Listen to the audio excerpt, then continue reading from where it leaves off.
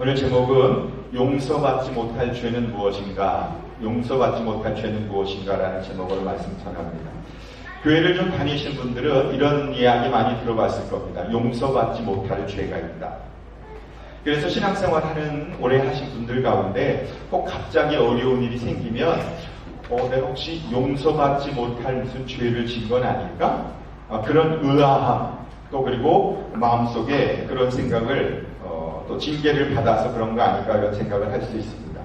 그런데 그런 생각을 하는 것 그 자체만으로도 그 사람은 용서받지 못할 죄를 짓지 않았다는 또 하나의 증거가 됩니다. 내가 용서받지 못할 죄를 진 것은 아닐까라고 하는 생각을 한다는 그 자체만으로 그 사람은 용서받지 못할 죄를 지은 것이 아니다라는 말씀입니다. 왜 그런가? 오늘 말씀을 잘 들으시면 용서받지 못할 죄는 무엇이고 또 용서받을 수 있는 죄는 무엇인가를 알게 될 겁니다. 지난 주일에 하나님께서는 우리에게 안식일, 주일을 허락해 주신 의미를 배웠습니다. 하나님께서는 나는 자비를 원하고 난 사랑을 원하고 제사를 원하지 않는다 그러셨습니다. 예배의 형태, 예배의 형식, 예배의 장소 속에 있다고 하여 내가 예배를 거룩하게 지킨 것은 아니다라고 말씀하십니다.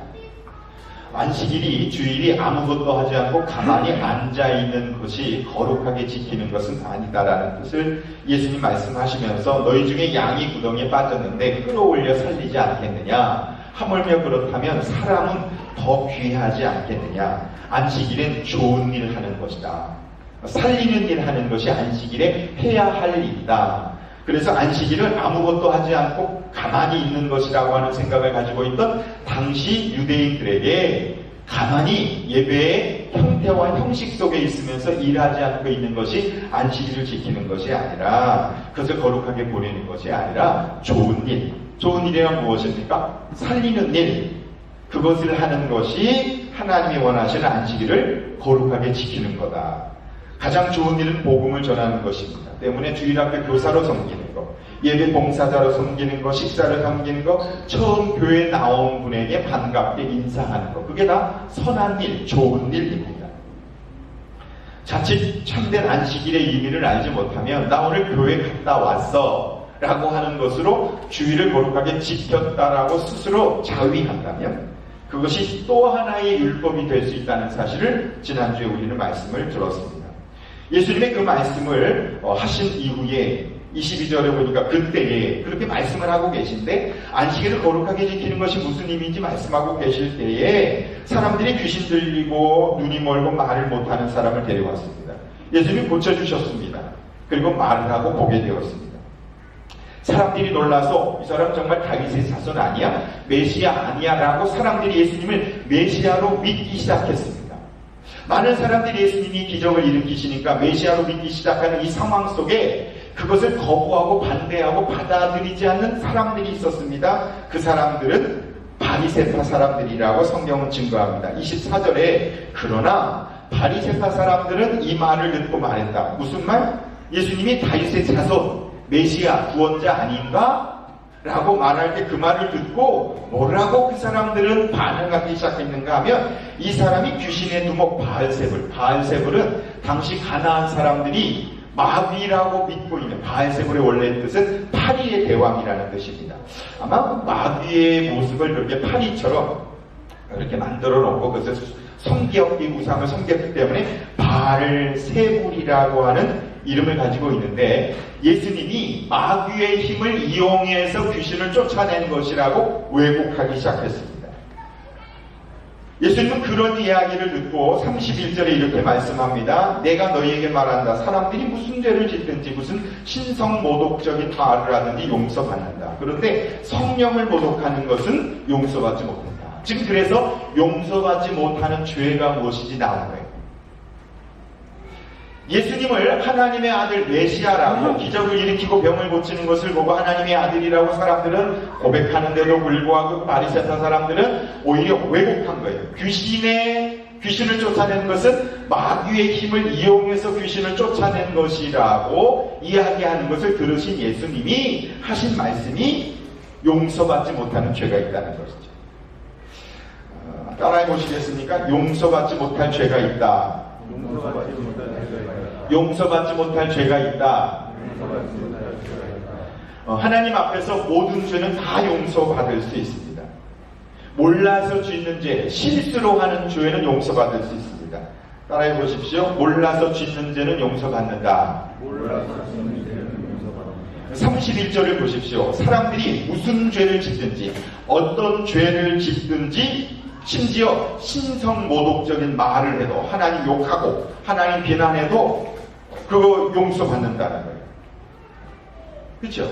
용서받는다. 32절에 누구든지 인자는 예수님을 거슬려 말하는 사람도 용서받는다. 예수님 욕해도 용서받는다. 예전에 그래서 여러분이 교회 욕하고 예수 믿기 전에 목회자에 대하여 또 하나님에 대하여 교회에 대하여 비방하고 비난하고 욕하고 판단하고 했던 거 회개하면 다 용서받는다. 용서받을 수 있습니다. 성경에 가장 대표적으로 신성모독하고 예수님을 거슬리는 삶을 살았던 사람이 바울입니다. 예수 믿는 사람 핍박하고 심지어 예수님 전하는 스데반 집사 돌로 쳐서 살인을 저지르는 현장에 가장 앞장섰던 사람 바울인데 그 사람 용서받았습니다. 회개하고요. 베드로도 마찬가지입니다. 예수님의 제자로 3년 동안 다녔습니다. 그런데 예수님을 모른다고 부인했습니다. 너 예수님의 제자지. 말씀을 보니 당신이 누군지 분명하다. 그때 베드로는 저주하며 맹세했다. 나 그 사람 알지 못하고. 마태복음 26장 75절에 저주까지 하며 예수님의 제자인데도 예수님 모른다고 부인하고 거슬려 말했습니다. 그런데도 예수님 베드로 용서하시고 예수님을 증거하는 사도로 쓰셨습니다. 때문에 이전에 여러분이 아무리 악한 죄를 지었어도 베드로나 바울과 같은 죄 짓지는 않았을 거 아닙니까? 그런 죄 지었어도 회개하면 다 용서받는다. 용서받을 수 있다 말씀합니다. 그렇다면 용서받지 못하는 죄는 어떤 것인가? 31절을 다시 한번 보십시오. 그러나 성령을 모독하는 것은 용서를 받지 못할 것이다. 성령을 모독하는 것은 용서를 받지 못한다라고 하는 이 뜻은 성령을 받은 사람을 말하는 것이다. 성령을 받았기 때문에 성령을 모독하지 성령을 받지 않은 사람이 어떻게 성령을 모독할 수 있겠습니까?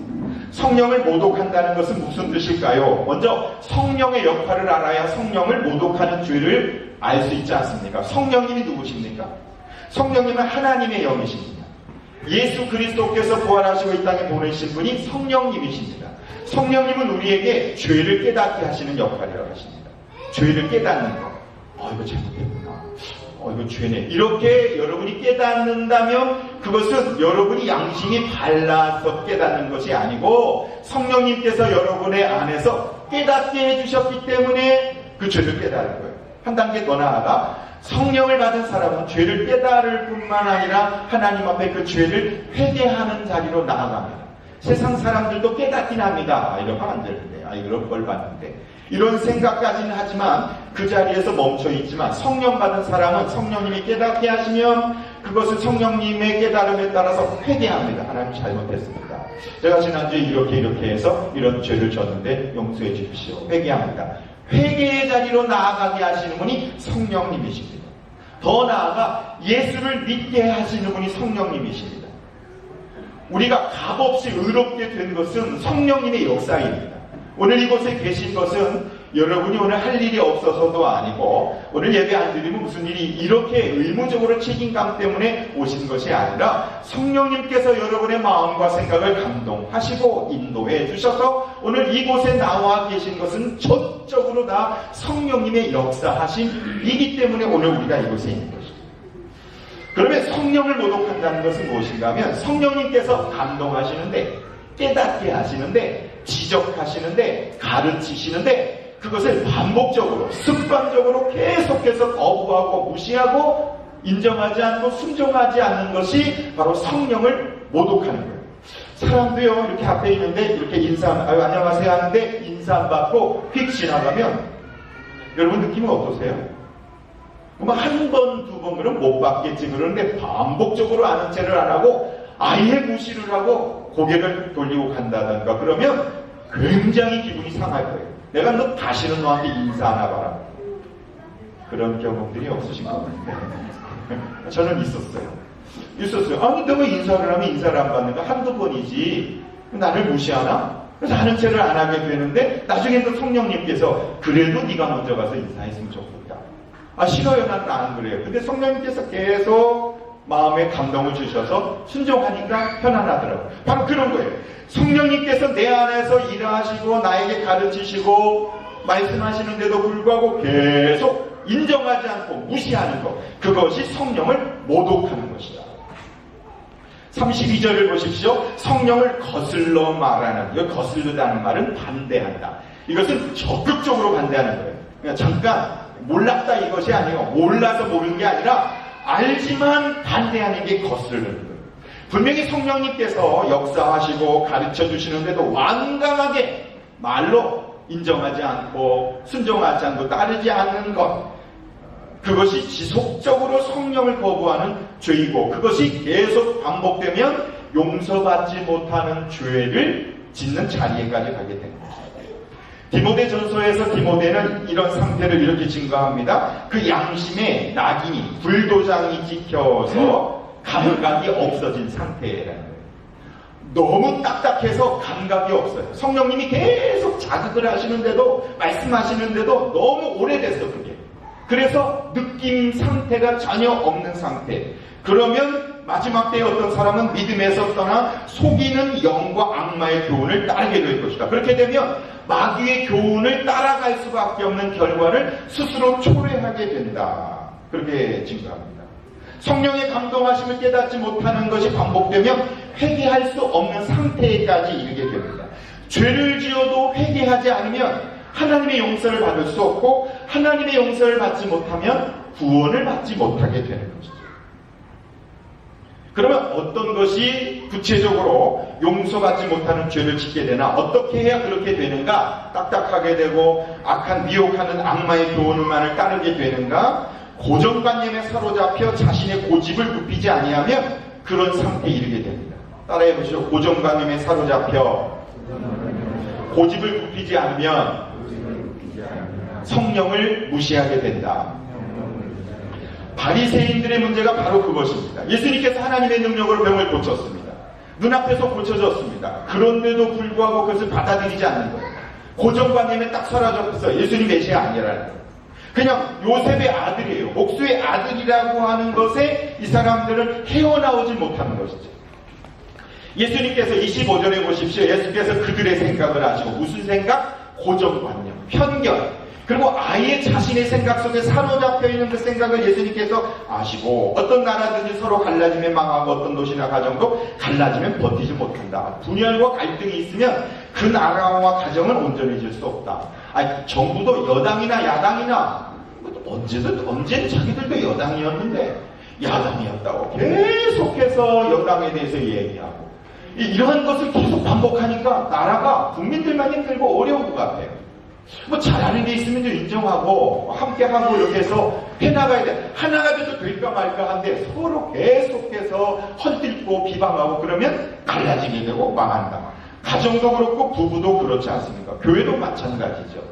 한 비전과 한 마음으로 하나가 돼도 될까 말까 한데 서로 생각과 마음이 달라지면 온전할 수 있겠느냐? 이것은 지금 그 말씀 하시면서 26절에 사탄이 사탄을 쫓아내면 스스로 갈라지는 거예요. 사탄이 사탄을 어떻게 쫓아낼 수 있겠느냐? 라고 말씀하시며 27절에 내가 만약에 마귀의 힘을 빌어서 귀신을 쫓아낸다고 하면 너희 아들들은 누구의 힘으로 귀신 쫓아내는 거냐? 그 당시에 유대인들도 귀신을 쫓아내는 사역을 하고 있었습니다. 그러면 너희들은 지금 누구의 능력으로 귀신을 쫓고 있는 것이냐? 그들이 증인이 아니냐? 재판관이 아니라 예수님께 말씀하십니다.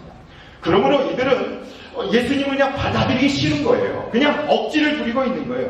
뻔한 진리를, 뻔한 것을 예수님이 이렇게 말씀하셔도 아예 처음부터 듣고 싶은 생각 자체가 없었어요. 고정관념에 사로잡혀서 예수님이 메시아인 것을 강하게 부정하고 있는 것이죠. 자신의 생각을 주장하기 위해서 오히려 예수님이 마귀의 힘을 이용해서 귀신을 쫓는다라고 지금 억지를 부리고 있으니 이 사람들이 어떻게 구원을 받을 수 있겠습니까? 우리가 신앙생활하면서 지나친 편견, 아직 고정관념을 경계합니다. 몰라서 그런 것은 죄가 아닙니다. 몰라서 그런 건 괜찮아요. 몰라서 그런 겁니다. 근데 아예 작정하고 성경을 부인한다거나 성령 역사를 거부한다거나 하나님의 초자연적인 역사를 아예 처음부터 귀를 막고 눈을 막고 아예 그것을 부정한다면 성령님께서 계속 말씀하시고 말씀을 들으면서도 불구하고 그것을 받아들이려고 하는 생각을 아예 거부하면 그렇게 계속 지속이 되면 결국은 용서받을 수 없는 죄인의 자리로 가게 되는 것이죠. 신앙생활하면서 가능하면요, 마음을 열어야 됩니다. 가능하면 믿음의 생각을 하시고, 가능하면 긍정적인 생각을 하시고, 가능하면 이 선입견이나 편견에 사로잡히지 않도록 아주 조심해야 돼요. 내 생각과 다르다고 하여도 무슨 뜻이 있겠지. 하나님의 선하신 계획이 있겠지. 가능하면 따라하려고 하고요. 가능하면 해보려고 하고요. 가능하면 순종해보려고 하고요. 가능하면 참여해보려고 하고요. 최선을 다해서 하나님이 해나가시는 일, 교회가 해나가는 일에 함께 하려고 해야 성령님의 감동을 받을 수 있어요.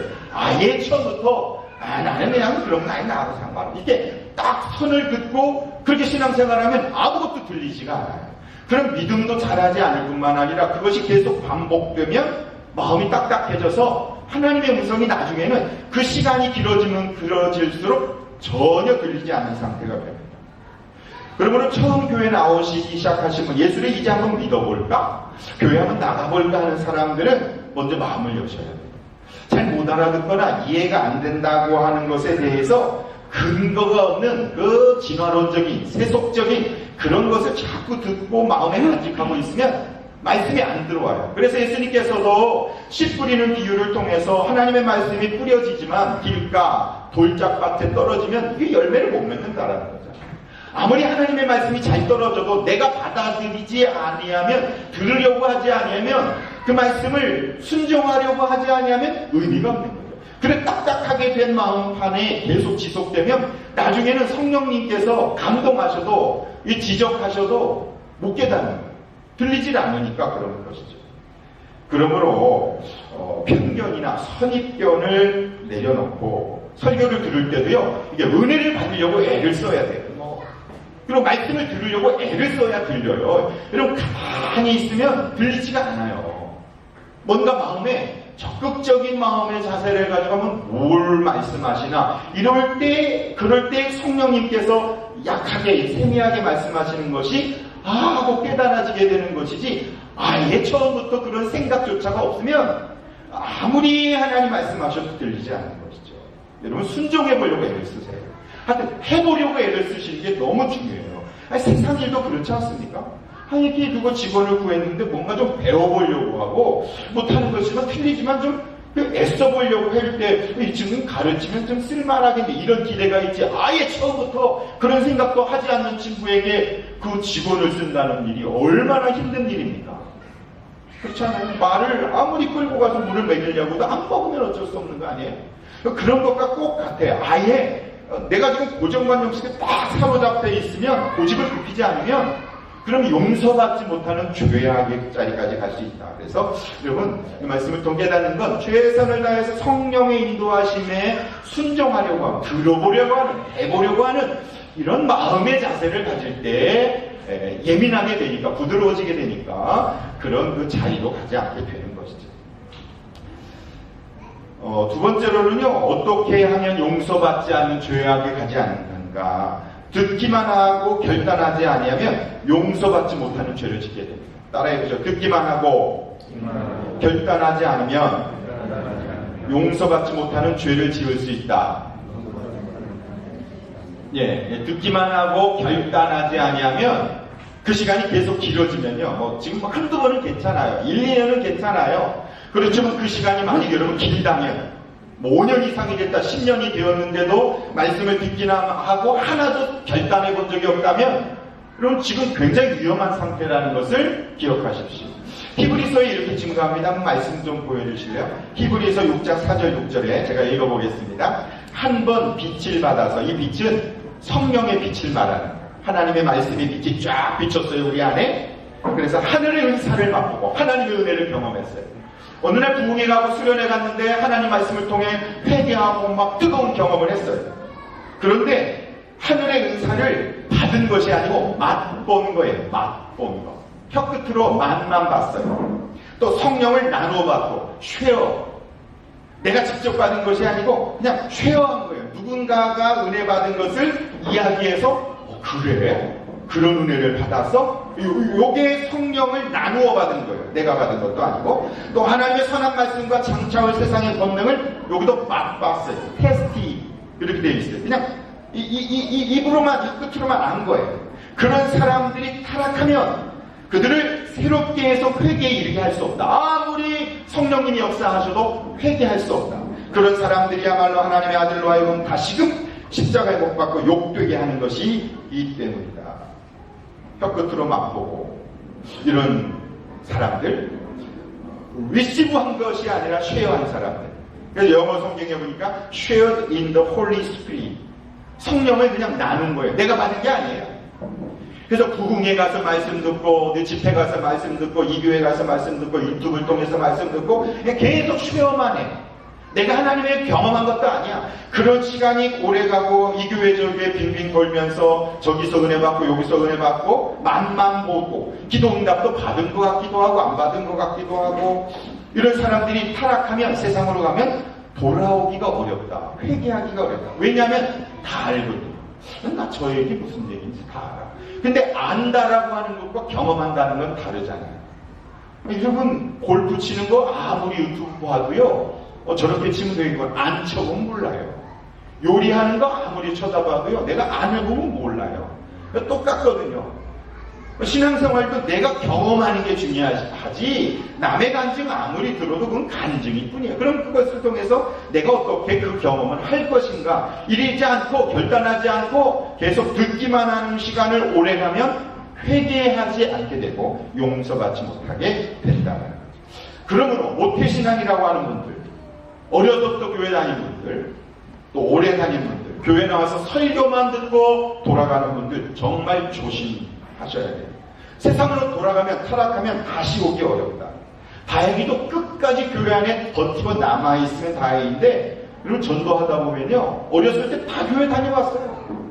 뭐 여러 가지도 많이 해봤는데 지금 교회 안 다니는데 어려워요. 그런 사람들 정말 힘들어요. 아예 차라리 아무것도 모르는 사람들이 오히려 흰 종이에 써나가는 게 훨씬 좋아요.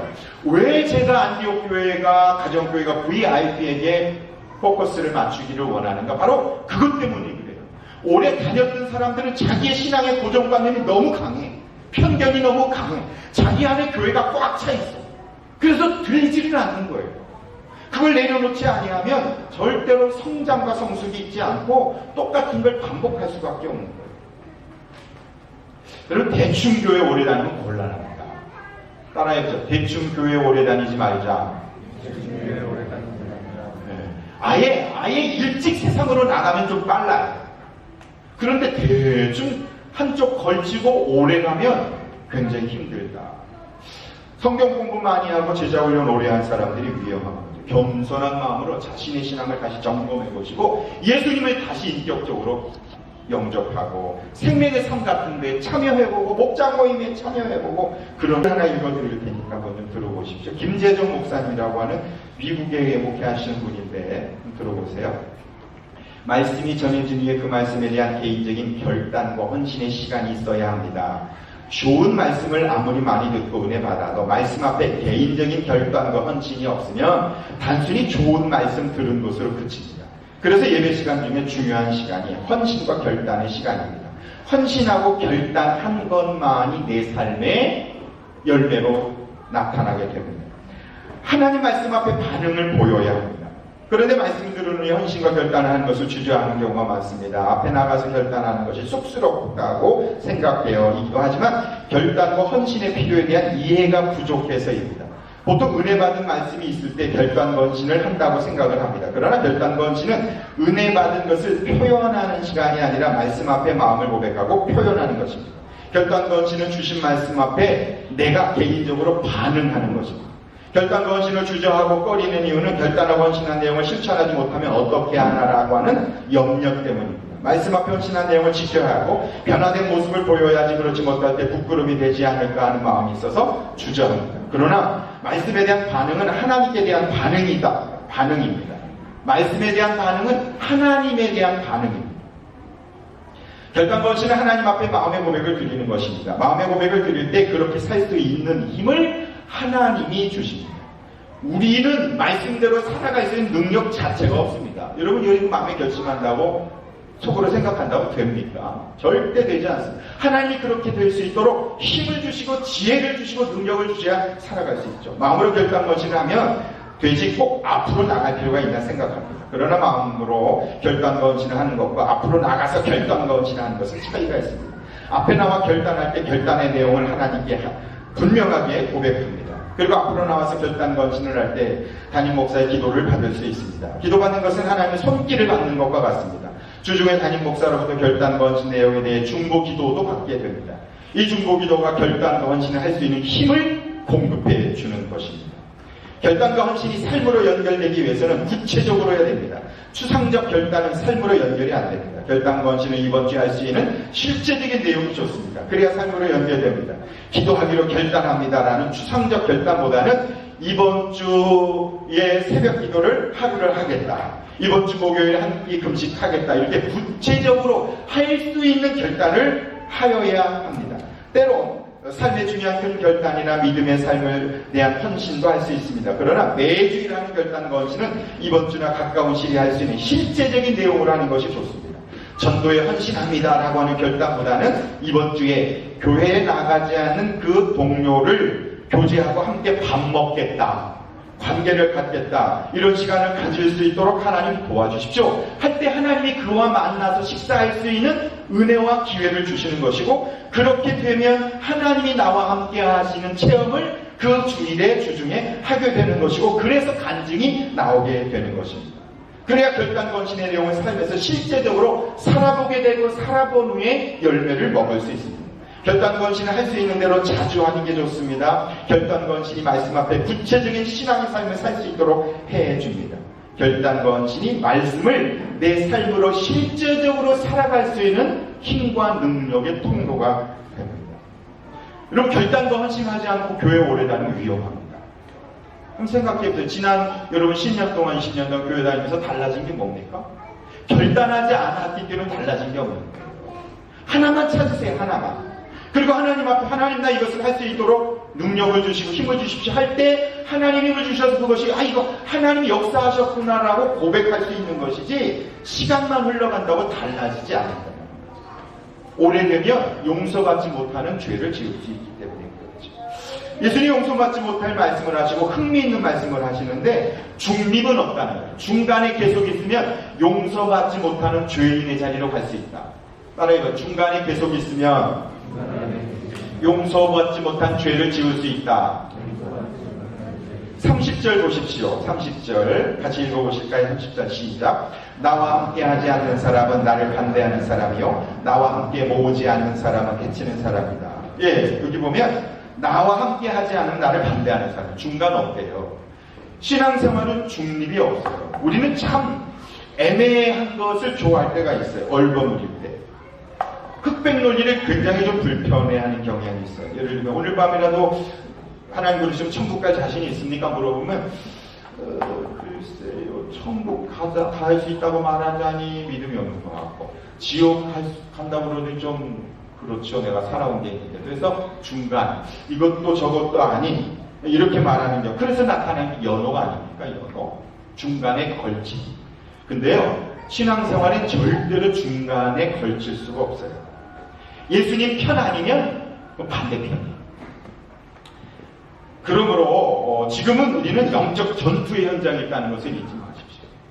신앙생활을 그 중간의 입장에서 하려고 하시면 그것은 오히려 예수님을 반대하는 것이 됩니다. 예를 들면 어떤 사람이 내가 예수를 믿으면서로 예수님을 전하지 않으면, 증거하지 아니하면 억지로 숨기려고 하지는 않지만 예수님을 인정하지 않는 것은 결국은 예수님을 부인하는 거예요.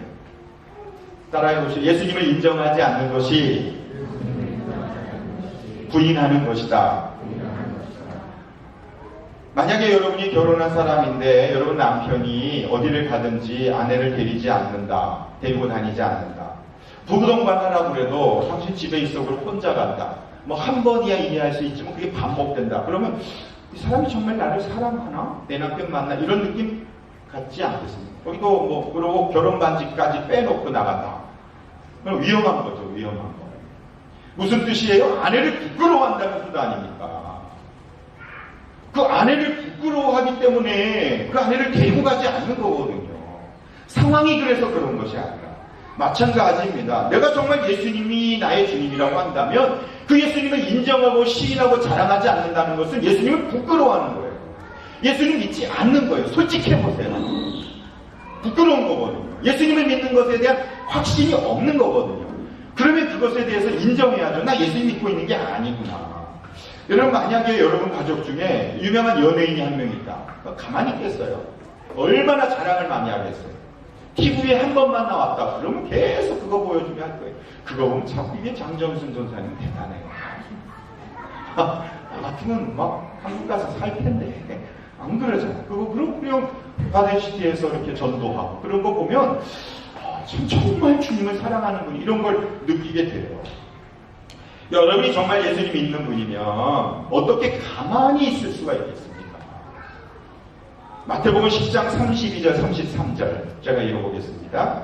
누구든지 사람들 앞에서 나를 시인하며 나도 하늘에 계신 내 아버지 앞에서 그 사람은 시인할 것이다. 그러나 누구든지 사람들 앞에서 나를 부인하며 나도 하늘에 계신 내 아버지 앞에서 그 사람을 부인할 것이다. 여러분, 예수님 시인하지 않는 거 내성적이어서 아니에요. 몰라서가 아니에요. 구원자로 믿지 않기 때문에 예수님을 인정하지 않는 거예요. 내가 왜 사람들 앞에서 예수님을 인정하지 않는가? 내가 왜 예수 믿는 사람인 것을 말하지 못하는가? 그럼 생각해 보셔야 해요.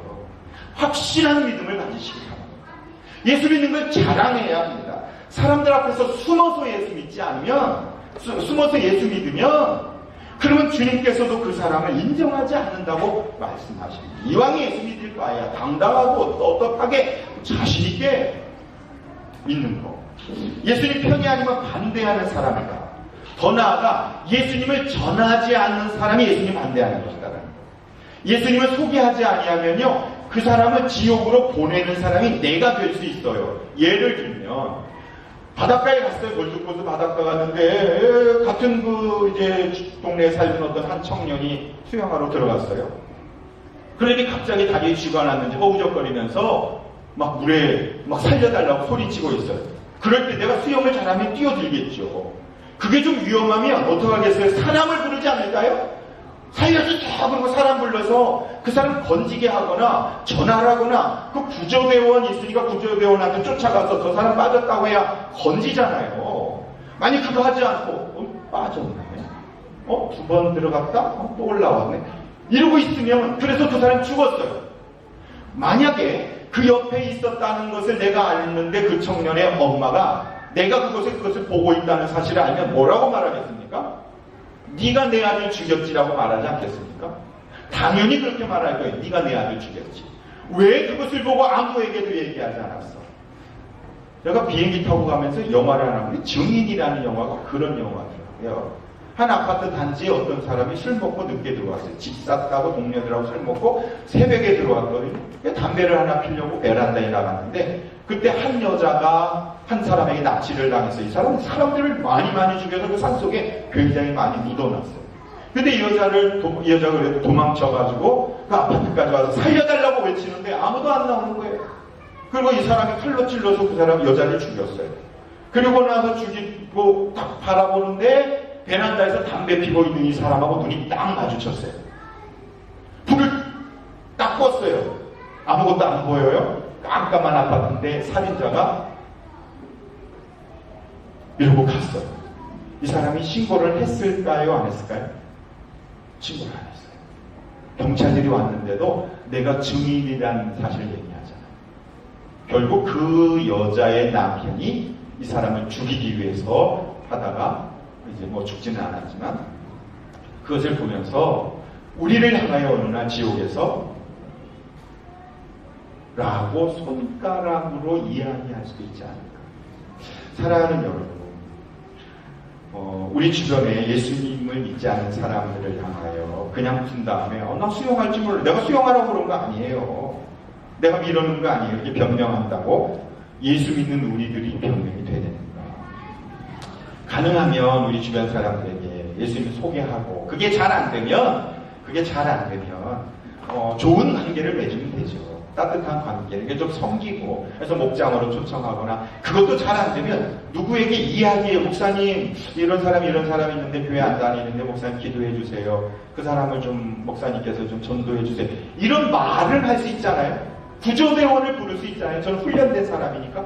그것마저도 없이 예수님이 안 믿는데도 가만히 두고 본다면 그 책임이 여러분에게 있다고 말을 하지 않을 자신이 있을까?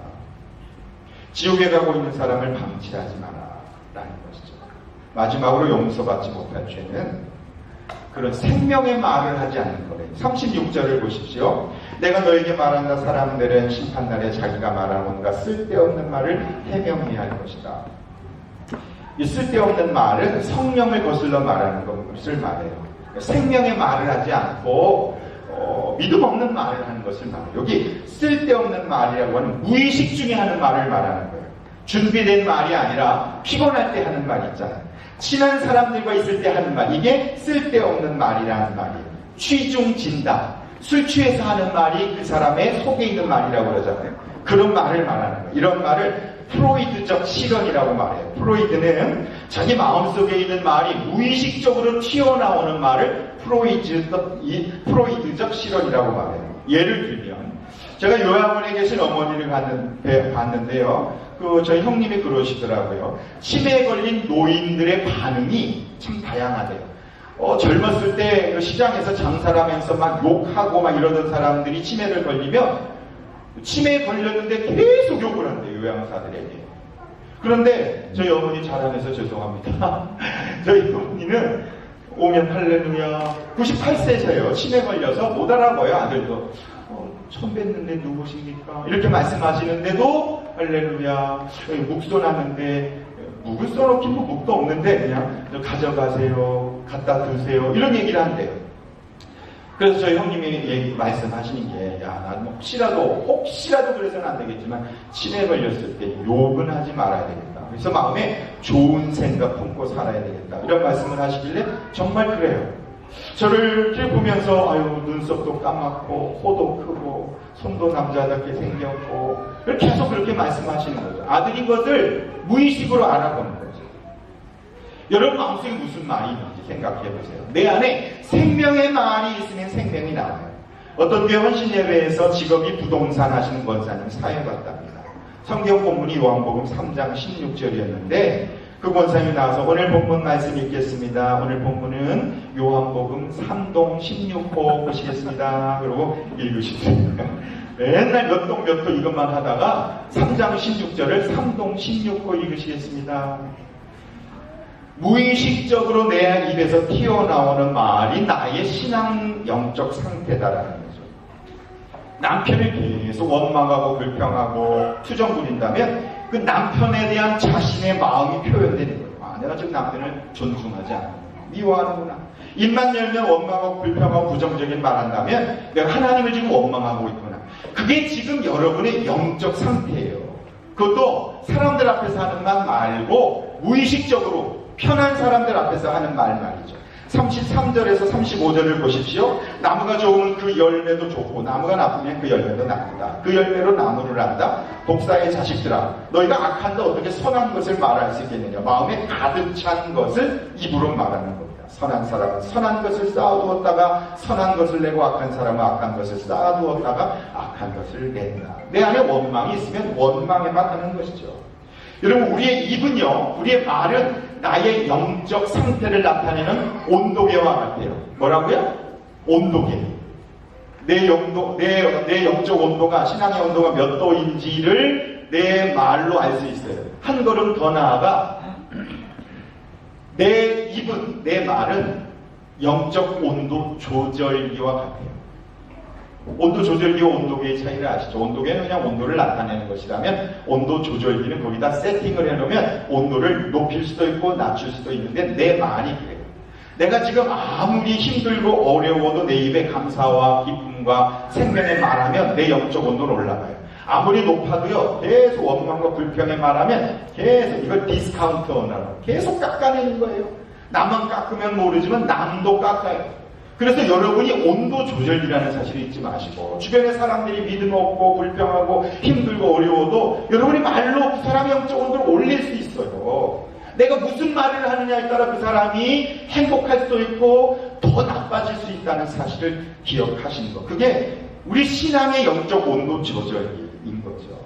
불평하거나 원망하는 말보다는 오히려 말하지 않는 것만이 대수가 아니고 말로, 생명의 말로 사람들의 영적인 온도를 높여주는 것. 그것이 오늘 우리에게 허락해 주는 거죠. 이걸 하지 아니하면 용서받지 못하는 죄악 가운데로 나갈 수도 있다. 성경 말씀 뵙겠습니다.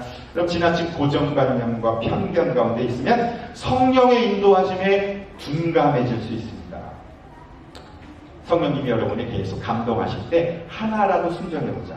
두 번째, 듣기만 하고 결단하지 않는 거 계속 반복하면, 그러면 용서받지 못하는 죄 가운데 갈 수 있다. 중립적인 자리에 있지 말자. 어정쩡하지 말자. 한쪽으로 완전히 주님 앞에 붙잡힌 상태에서 가자.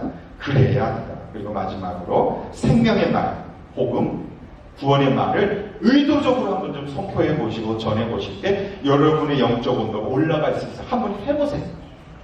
그래야 여러분의 신앙이 성장하지, 가만히 말을 안 하고 가만히 있으면 그 상태가 오래되면요, 그러면 용서받지 못하는 죄악 가운데로 한 걸음 한 걸음 가게 된다는 사실을 알고, 온도계로 살지 마시고 온도 조절기의 삶을 살아가면 얼마나 좋을까. 그래서 여러분을 통해서 주변 사람들이 많이 살아나고 위로 얻는, 생명을 얻는 그런 삶 살았으면 좋겠습니다. 우리 잠깐 이 시간 좀 같이 기도하십시다. 어떤 말씀 들었습니까? 한 3분 정도 시간을 가지고